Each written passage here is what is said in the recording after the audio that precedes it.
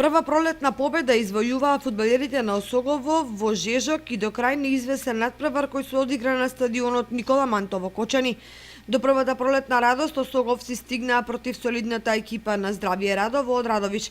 И тоа по резултатски пресврт по водство на гостите на почетокот на средбата. Прво изравни Арсов, а во второто полувреме водичкиот гол го постигна Стојков, во што многу му помогна гостинскиот голман.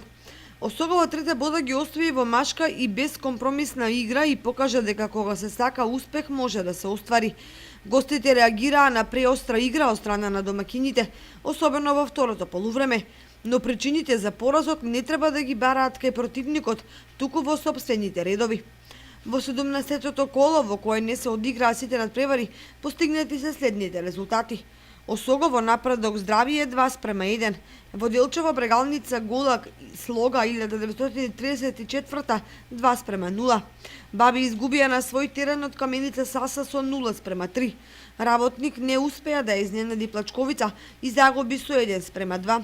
Тиберија и Беласица играат денеска, а во Свети Николе Овче поле немаше противник бидејќи екипата на 14 октомври 1946 не се појави на теренот.